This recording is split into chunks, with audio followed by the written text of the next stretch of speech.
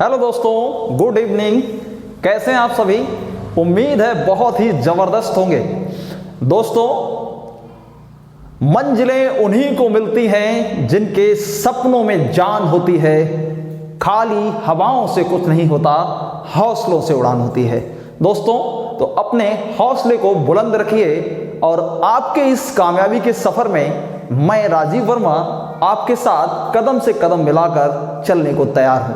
दोस्तों, तो आज की इस वीडियो में हम सीखेंगे विभक्ति के नियमों के बारे में। दोस्तों, शुरू करते हैं। हम विभक्ति के नियमों के बारे में चर्चा करते हैं। दो से विभक्ति का नियम।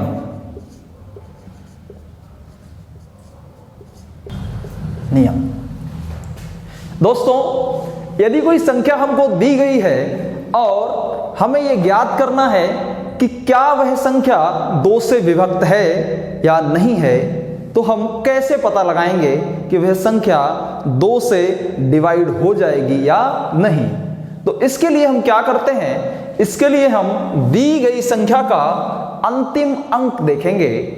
यदि दी गई संख्या का अंतिम अंक शून्य हो अथवा कोई सम संख्या हो तो वह संख्या दो से विभाजित हो जाती है। तो दी गई संख्या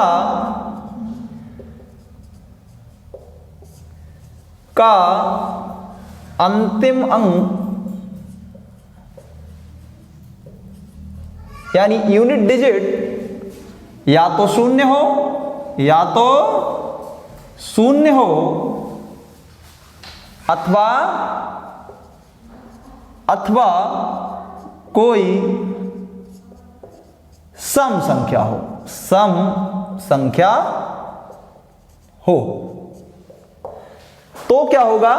तो संख्या दो से पूरी तरीके से डिवाइड हो जाएगी। दोस्तों, जैसे उदाहरण के लिए एज ए एग्जाम्पल मैं लेता हूं कि 12,590।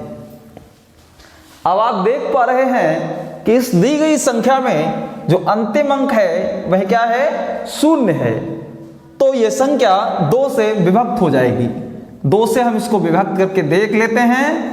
2 छंग 12, 2 दूनी 4 बचा 1, 2 नेम 18 बचा 1, 2 पंजे 10। देखिए दोस्तों, इस प्रकार से यह संख्या दो से पूरी तरीके से डिवाइड हो गई। एक एग्जाम्पल मैं और लेता हूं यहीं पर। मान लीजिए 15,898। अब इस संख्या में जो अंतिम अंक है वह शून्य नहीं है, लेकिन क्या है? एक सम संख्या है जो दो से विभाजित होती है।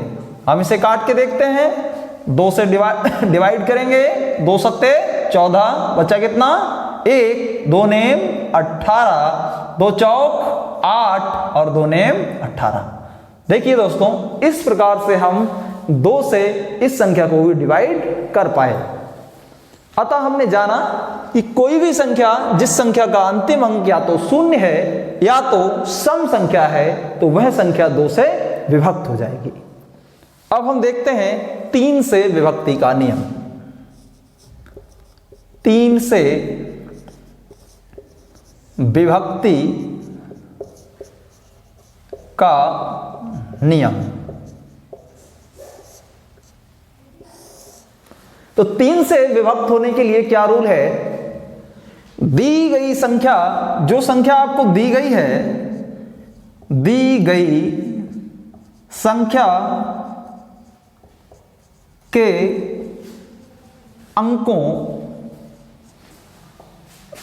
का योग, यानी उनके जो डिजिट्स दिए गए हैं, जो आपको नंबर्स दिए गए हैं, दी गई संख्या के सभी नंबरों को जब हम आपस में क्या करेंगे? जोड़ेंगे, तो उनका योग यदि 3 से विभाजित हो जाता है तो संख्या भी 3 से विभाजित हो जाएगी। दी गई संख्या के अंकों का योग यदि 3 से विभक्त हो जाता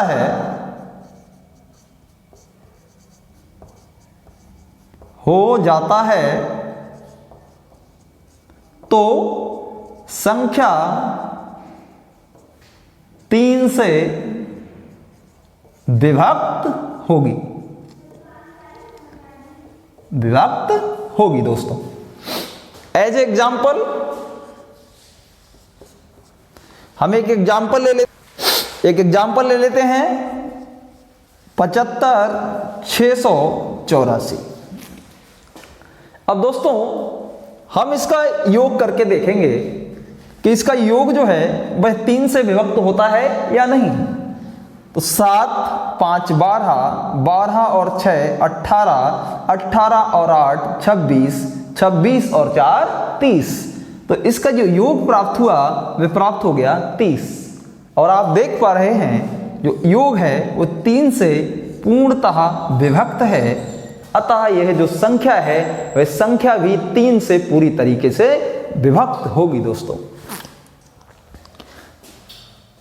एक एग्जाम्पल के माध्यम से हम और आपको समझाना चाहेंगे। 21 देखिए, इसका हम सम करेंगे। 9, 6, 15, 15 और 3 18, 18, 4 22, 22 और 2 24 और 1 25। तो इसका योग क्या प्राप्त हुआ? 25। क्या 25 3 से पूरी तरीके से डिविजिबल है? नहीं दोस्तों। तो ये संख्या जो है वो 3 से विभक्त नहीं होगी। तो इस प्रकार से हम चेक करते हैं कि 3 से कोई संख्या विभक्त होगी या नहीं। अब हम बात करते हैं 4 से विभक्त होने का नियम। 4 से विभक्त होने का नियम दोस्तों, दी गई संख्या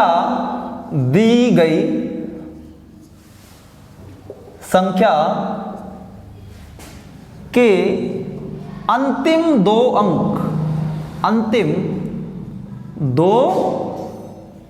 अंक यदि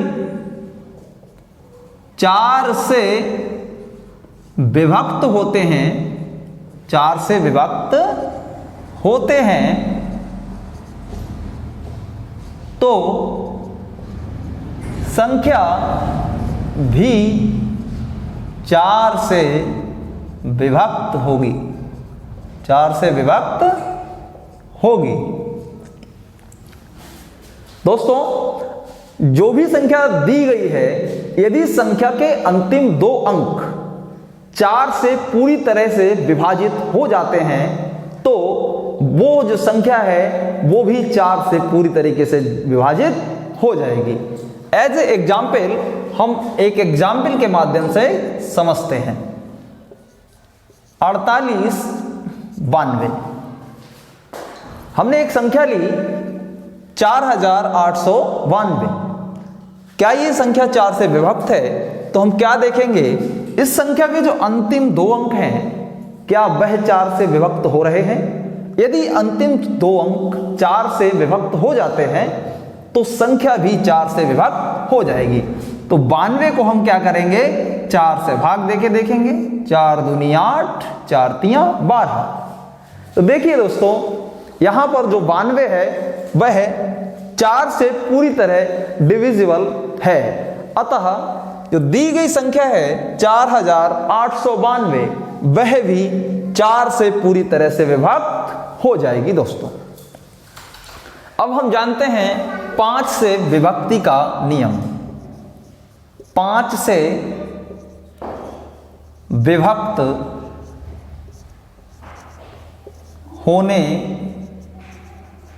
का नियम। 5 से विभक्त होने का नियम, तो दी गई संख्या का अंतिम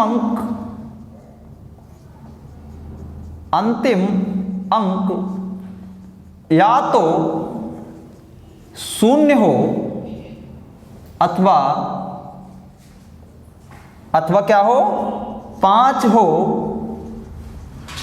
तो दी गई संख्या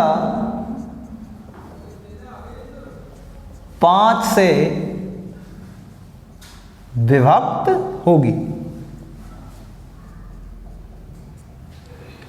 एक एग्जाम्पल के माध्यम से समझेंगे। मान लीजिए कोई संख्या है 25,550। दोस्तों देखिए, इस संख्या का जो अंतिम अंक है वह क्या है? 0 है। तो जिस संख्या का अंतिम अंक 0 हो अथवा क्या हो, 5 हो, वो संख्या 5 से विभक्त हो जाती है। तो यहां देखिए, इसको डिवाइड करके देखते हैं। 5 25, 5 एकम 5, 5 एकम 5 और 0। देखिए 5110 कि अगर हम 5 से गुणा करें तो हमें क्या, अब हम इसे चेक कर लेते हैं क्या ये डिवाइड किया है हमने, ये ठीक है। तो हम इसकी 5 से यदि मल्टीप्लाई कराएं तो हमें यह संख्या प्राप्त हो जानी चाहिए। 5 0 की गुणा 0, 5 बन जा 5, 5 बन जा 5, 5 5 जा 25। बिल्कुल ठीक है। अतः ये जो संख्या है 5 से पूरी तरीके से डिवाइड हो जा रही है। अब हम देखेंगे 6 से विभक्ति का नियम। 6 से विभक्त होने का नियम क्या है? इसका नियम देखते हैं। दी गई जो संख्या है दोस्तों, यदि वह संख्या 2 अथवा 3, जो कि 6 के फैक्टर हैं, 6 के फैक्टर कितने हैं? 2 फैक्टर हैं, एक है 2 और एक है 3। यदि जो दी गई संख्या है वह 6 के फैक्टर से यानी 2 से और 3 से पूरी तरह से विभक्त होती है तो दी गई संख्या 6 से भी विभक्त होगी। तो हम क्या लिखेंगे? हिंदी में इसकी लैंग्वेज इस तरीके से लिखते हैं। दी गई संख्या 2 अथवा नहीं होगा, सॉरी, एवं 2 एवं 3 से विभक्त होती है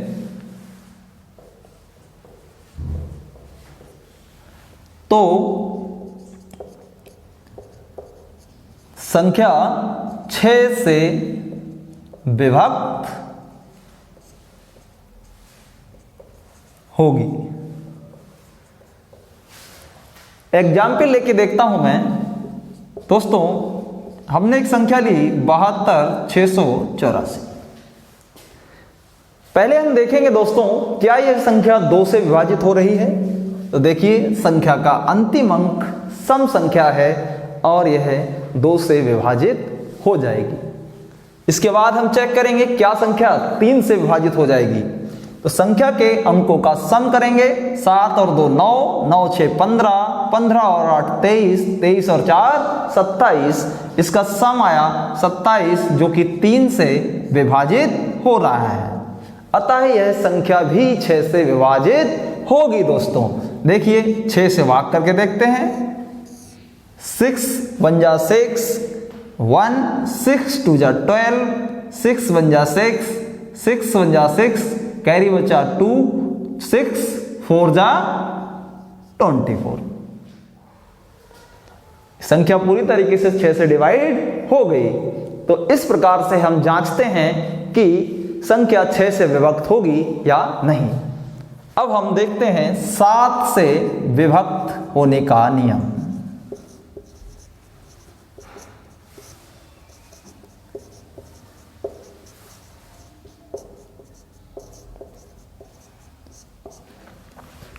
तो 7 से विभक्त होने के लिए क्या जरूरी है?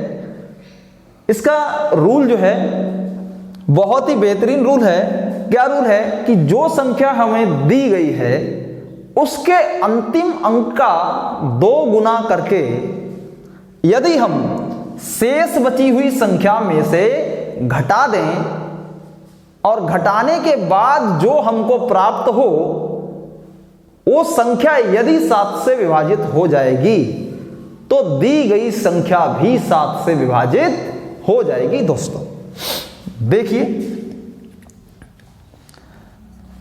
लिख लीजिए, आप लोग ध्यान दीजिएगा और नोट डाउन करिएगा इन चीजों को। दी गई संख्या के अंतिम अंक का 2 गुना करके शेष बची संख्या से घटाने पर प्राप्त संख्या यदि 7 से विभक्त होती है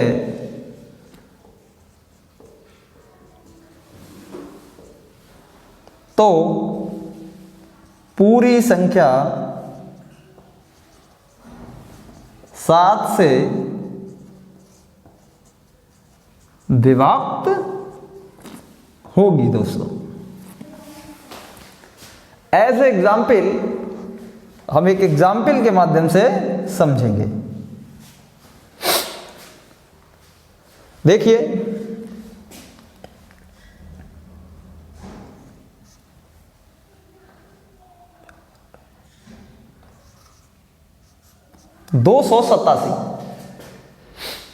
एक संख्या ली मैंने 287।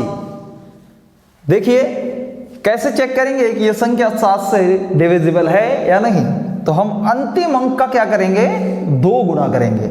7 का 2 गुना हुआ 14 और शेष बची संख्या क्या है, 28 है। और 28 में से 14 को घटाया तो क्या प्राप्त हुआ, 14।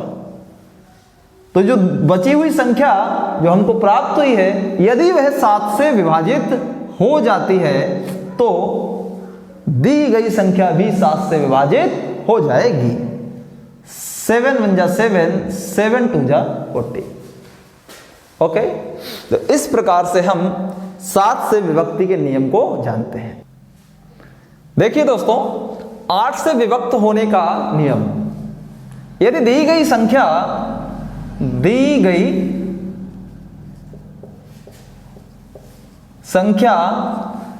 के अंतिम 3 अंक यदि 8 से विभक्त होते हैं, 8 से विभक्त होते हैं तो संख्या 8 से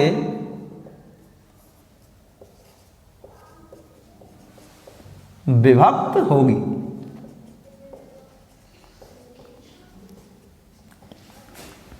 एज ए एग्जाम्पल हम एक उदाहरण के माध्यम से समझेंगे। जैसे हमारे पास एग्जाम्पल है 67 95 416। देखिए दोस्तों, क्या यह संख्या 8 से डिवाइड है? तो इसके लिए हम क्या करेंगे, संख्या के अंतिम 3 अंकों को 8 से भाग देंगे। यदि अंतिम 3 अंक 8 से पूरी तरह विभक्त हो जाते हैं तो यह संख्या भी 8 से विभक्त हो जाएगी। तो अंतिम 3 अंक में हम भाग देके यहीं पे देख लेते हैं। 8 पंजे 40 बचा 1 हो गया 16 और 8 दूनी 16। हम देख पा रहे हैं कि संख्या के अंतिम जो 3 अंक हैं वह 8 से पूरी तरह डिवाइड हो रहे हैं, अतः जो संख्या है यह भी 8 से विभक्त होगी दोस्तों। तो इस प्रकार से हम 8 से विभक्त होने वाली संख्याओं की जांच कर पाते हैं। अब हम देखेंगे 9 से विभक्ति का नियम। 9 से विभक्त होने का नियम। दोस्तों, कोई भी जो संख्या है जो हमें दी गई है, यदि उस संख्या के अंकों का योग 9 से विभक्त हो जाता है तो वह जो संख्या है वो भी 9 से विभक्त हो जाएगी। हम दी गई संख्या के अंकों का योग अंकों का योग यदि 9 से विभक्त होता है तो संख्या भी 9 से विभक्त होगी।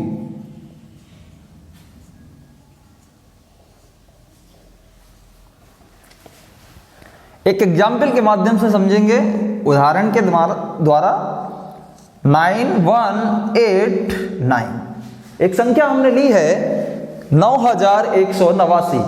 क्या यह संख्या 9 से डिवाइड है? तो हम क्या करेंगे, इस संख्या के अंकों का योग करेंगे। 9 1 10 8 18 18 और 9 27। तो क्या प्राप्त हो गया? 27। और 27 9 से पूरी तरीके से डिवाइड हो जाता है। 9 3 27। अतः यह जो संख्या है यह 9 से पूरी तरह भाग हो जाएगी। 11 से विभक्त होने का नियम। दोस्तों, आपको जो दो संख्या दी जाएगी, हम कैसे चेक करें कि वह संख्या 11 से पूरी तरह से विभक्त होगी या नहीं? तो इसके लिए हम क्या करेंगे, दी गई संख्या में सम स्थानों का योग करेंगे और विषम स्थानों का योग करेंगे। दोनों स्थानों का योग करने के बाद उन्हें आपस में घटा देंगे। घटाने पर या तो हमें शून्य प्राप्त हो अथवा 11 का कोई गुणज प्राप्त हो, तो वह संख्या 11 से पूरी तरह से डिवाइड हो जाती है। एक एग्जाम्पल के माध्यम से हम समझते हैं।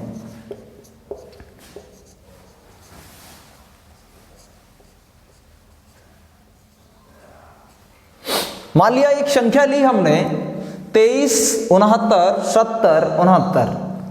क्या ये संख्या 11 से डिवाइड हो जाएगी या नहीं? आइए देखते हैं। तो सम स्थान और विषम स्थान, इसमें कौन कौन से ऐसे स्थान हैं जो विषम हैं? तो हम कोड कर लेते हैं।